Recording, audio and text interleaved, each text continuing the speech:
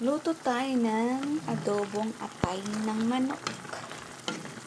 Request ko kay madam bumili ng atay. Kaya ngayon lang bumili.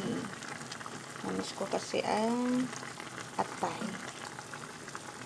Ito parang kulay ng kulay ng ayun tawag doon. Yan o.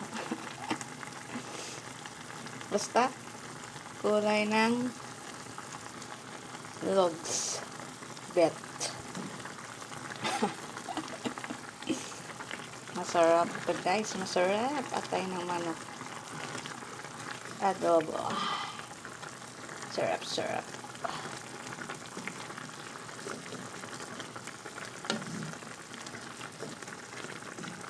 Yan.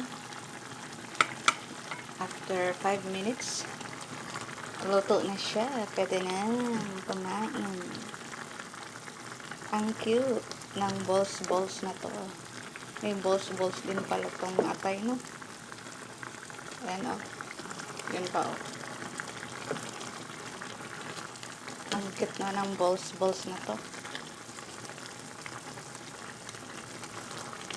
Oh.